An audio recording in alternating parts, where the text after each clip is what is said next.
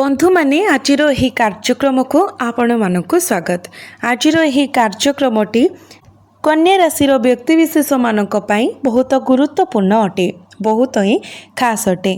कारण एही पवित्र देवस्नान पूर्णिमा ठारू अर्थात 29 जुलाई 2026 सोमवार परठारू आपणक जीवन में किसी विशेष परिवर्तन आसवा जाउछि। अनेक क्षेत्र में आपण को सफलता मिलवाक जाउछि एवं अनेक क्षेत्र में आपण को सतर्कतार मध्य आवश्यकता अछि।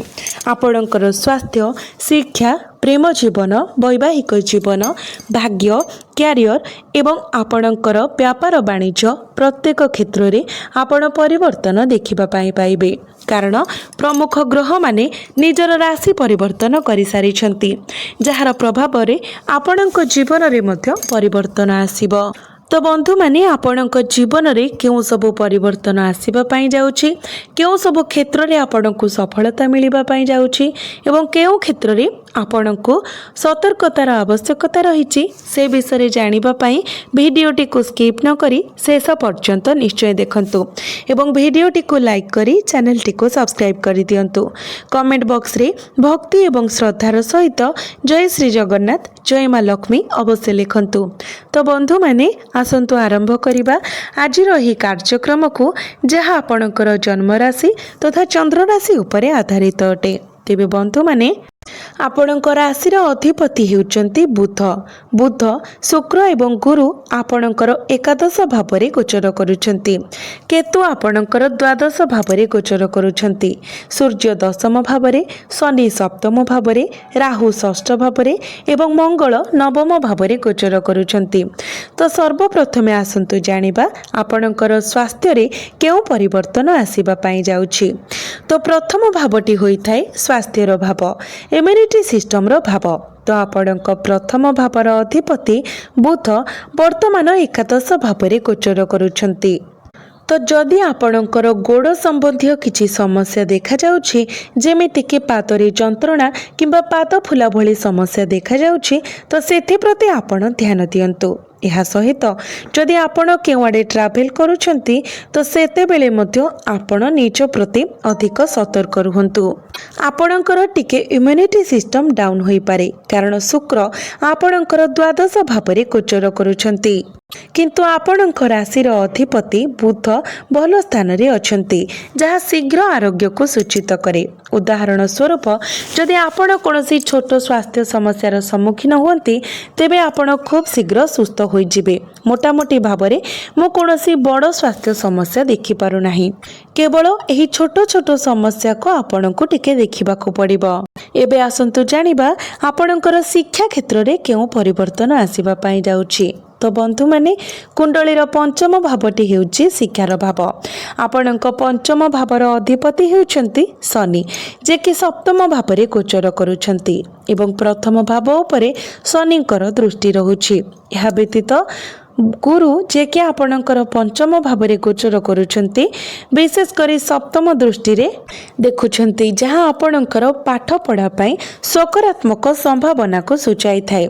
जदि आपण लक्ष्य करिथिबे तो 2 जून ठारू निश्चित भावरे आपणकर शिक्षा संबंधी आपण किछि बड़ प्लानिंग करिछंती, किंबा आपण आपणकर पाठ पढ़ारे किछि अतिरिक्त किंबा नूतन करिबा विषय चिंता करुछंती। हुए तो आपण कोनोसी नूतन कोचिंग क्लास जॉइन करिछंती। जदि नुहे तेबे आपण शीघ्र यह करिवे, हुए तो आगामी सप्ताह मध्यरे। जेहेतु आपणकर खूब शीघ्र किसी एग्जाम होई पारे, यह एक अत्यंत अनुकूल विकास। जेतेबेले गुरु पंचम भाव को दृष्टि दियंती, यह को अत्यंत शुभ बोली माना जाई थाई। यह सहित शनि एक केंद्र कोणीय घरे गोचर करुछंती, विशेष करी सप्तम भावरे अवस्थित एवं आपणकर प्रथम भाव को देखुछंती। यह सहित गुरु, शुक्र एवं बुध मध्य पंचम भाव को देखुछंती, जहाँ अनुकूल संभावना को सूचाउछि। आपणकर पाठ पढ़ा संबंधी आपणकर मानसिकता, ध्यान एवं एकाग्रता उत्कृष्ट हिब। तो आपणकर शिक्षागत संभावना बहुत आशाजनक ଆଶାଜନକ ଦେଖାଯାଉଛି ତ ଆପଣ ଉଚ୍ଚ ଲକ୍ଷ୍ୟ ରଖନ୍ତୁ ଏବଂ କିଛି ବଡ଼ କରିବା ପାଇଁ ଚିନ୍ତା କରନ୍ତୁ। ଏବେ ଆସନ୍ତୁ ଜାଣିବା ଆପଣଙ୍କର ପ୍ରେମ ସମ୍ପର୍କ ବିଷୟରେ। ବନ୍ଧୁମାନେ, କୁଣ୍ଡଳୀର ପଞ୍ଚମ ଭାବଟି ଆପଣଙ୍କର ଶିକ୍ଷାର ଭାବ ହେବା ସହିତ ପଞ୍ଚମ ଭାବଟି ମଧ୍ୟ ହୋଇଥାଏ ଆପଣଙ୍କର ପ୍ରେମ ଜୀବନର ଭାବ ଏବଂ ସନ୍ତାନର ଭାବ, ଯାହାର ଅଧିପତି ହେଉଛନ୍ତି ଶନି ଏବଂ ଶନି ସପ୍ତମ ଭାବରେ ଗୋଚର କରୁଛନ୍ତି। ଏହା ଦେଖାଦେଉଛି ଯେ ବର୍ତ୍ତମାନ ଆପଣ ଇଣ୍ଟରକାଷ୍ଟ ଲଭ୍ରେ ଅଛନ୍ତି।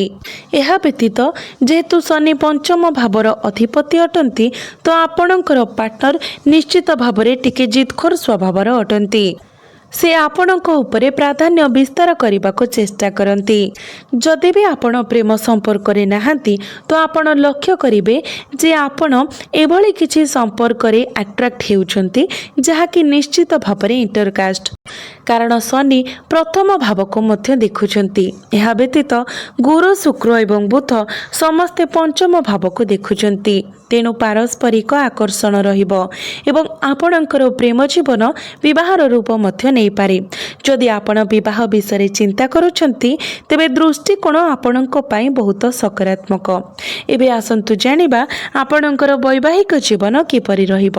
ତ ବନ୍ଧୁମାନେ, କୁଣ୍ଡଳୀର ସପ୍ତମ ଭାବଟି ହୋଇଥାଏ ବୈବାହିକ ଜୀବନର ଭାବ, ଆପଣଙ୍କ ଜୀବନସାଥୀର ଭାବ।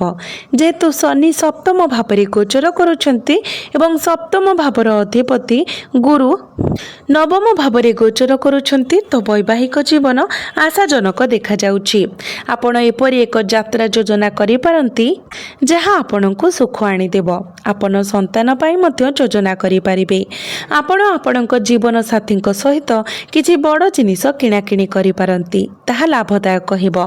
ତଥାପି ସପ୍ତମ ଭାବରେ ଶନିଙ୍କ ସହିତ ଆପଣଙ୍କ ଜୀବନସାଥୀ ଟିକେ ଜିଦଖୋର ସ୍ୱଭାବର ହୋଇପାରନ୍ତି।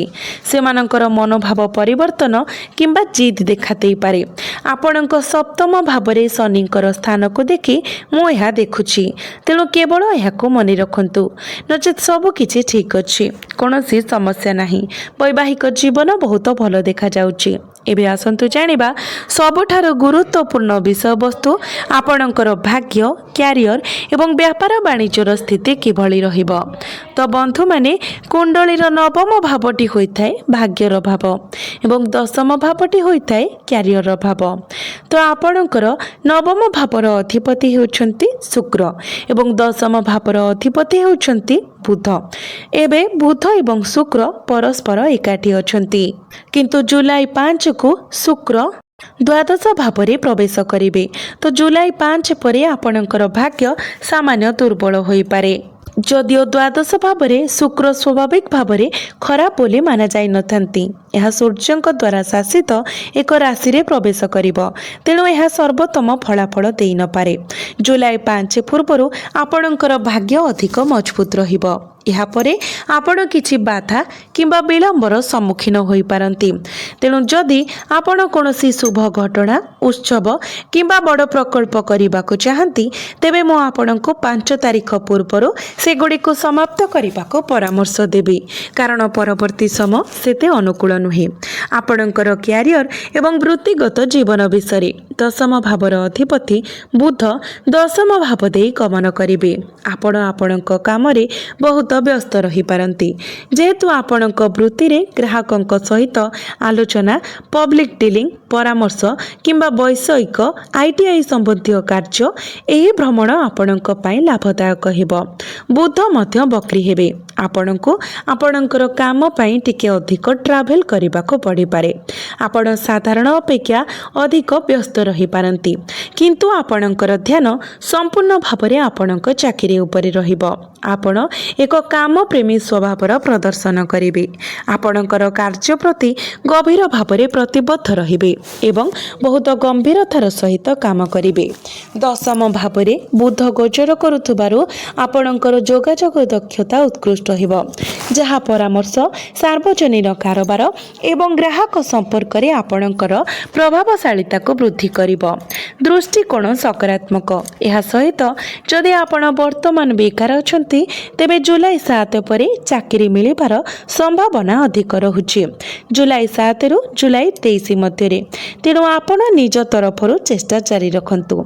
एबे व्यवसाय कथा जदि कहिबा तो व्यावसायिक संभावना बहुत भल रहुछि। शनि सप्तम भावरे गोचर करुछंती तो व्यवसाय संपर्क रे आपणक आचरण रे सामान्य परिवर्तन करबाको पड़िबो।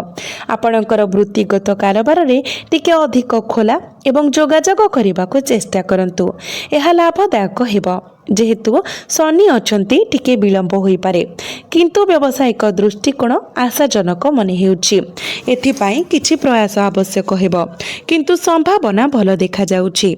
एबे आसंतु जानिबा किछि प्रतिकार विषय जो प्रतिकार गुड़िक करबा द्वारा आपणको अधिक मात्रा रे शुभ फल प्राप्ति हेबो एवं जहाँ सब अशुभत रहुछि सेगुड़िक मध्य खंडन होई जिवो।